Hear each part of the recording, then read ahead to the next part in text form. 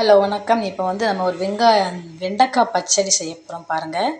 அதுக்கு தேவையான பொருட்கள் கொஞ்சம் வெண்டைக்காவை கொஞ்சம் ஸ்லைஸ் பண்ணி வச்சுருக்கிறேன். அப்புறம் தேவையான அளவுக்கு மஞ்சள் பொடி, அப்புறம் வத்தல் பொடி, கொஞ்சம் காயப்பொடி, அதுக்கப்புறம் கொஞ்சம் சின்ன வெங்காயம், தக்காளி, 2 பச்சை மிளகா, கருவேப்பிலை, கொத்தமல்லி இலை.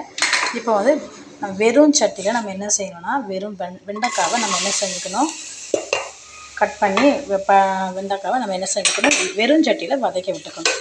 கொஞ்சம் அந்த பிசுப்பு போகிற அளவுக்கு நம்ம என்ன செஞ்சுக்கணும், வெண்டைக்காவை கொஞ்சம் வதக்கி விட்டுக்கலாம். இப்போ பாருங்கள், வெண்டைக்காவை தனியாக வதக்கி ஒரு தட்டில் எடுத்து வச்சாச்சு. இப்போ ஒரு கடாயில் எண்ணெய் ஊற்றிருக்கேன். அந்த வெண்டைக்காய் வதக்கின கடாயிலேயே எண்ணெய் ஊற்றி கடுகு போட்டாச்சு. கடுகு வெடிக்கட்டும்.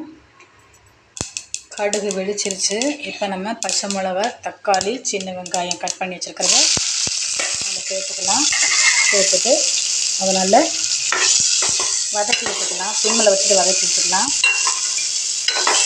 அந்த வெங்காயமும் தக்காளியும் நல்லா வதங்கின பிறகு நம்ம வெண்டைக்காவை சேர்த்து பொடியெல்லாம் சேர்த்துக்கலாம். பாருங்கள், வெங்காயமும் பச்சை மிளகா, தக்காளி ஓரளவுக்கு வதங்கிடுச்சு.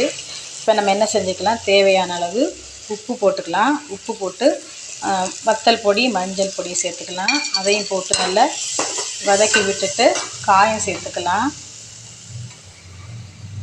இப்போ எல்லாமே காயப்பொடி, மஞ்சள் பொடி, வத்தல் பொடி, உப்பு எல்லாம் சேர்த்து போட்டு வதக்கியாச்சு. இப்போ கருவேப்பிலையும் வெண்டைக்காவையும் சேர்த்து வதக்கி வச்ச வெண்டைக்காவையும் சேர்த்து மறுபடியும் நம்ம என்ன செஞ்சுக்கலாம், வதக்கி விட்டுக்கலாம். இன்னும் கொஞ்சம் நல்லா வதங்கட்டும். பாருங்கள், வெண்டைக்காய், தக்காளி, பச்சை மிளகா, கருவேப்பிலை எல்லாம் வெங்காயம் எல்லாம் சேர்ந்து நல்லா வதங்கிருச்சு. பாருங்கள், அந்த பொலப்பாக இருக்குது. இப்போ நமக்கு தேவையான அளவு தண்ணியை சேர்த்துக்கலாம். தண்ணி நல்லா தண்ணியில் சேர்ந்து நல்லா வேகட்டும். அவ்வளோதான். தேவையான அளவு உப்பும் போட்டாச்சு. அவ்வளோதான். இதை ஒரு மூடி போட்டு மூடி அதுக்கப்புறம் வெண்டைக்காய் பச்சடி எப்படி ரெடி ஆகிருக்குன்னு பார்ப்போம். அவ்வளோதான், வெண்டைக்காய் பச்சடி ரெடி ஆயிடுச்சு. இப்போ நம்ம இறக்க போகிற நேரத்தில் கொஞ்சம் சாம்பார் பொடியும் கொஞ்சம் சீரக பொடியும் சேர்த்து நம்ம தூவிக்கிட்டோம் அப்படின்னு சொன்னால் நல்ல வாசமாக வெண்டைக்காய் பச்சடி சூப்பராக இருக்கும்.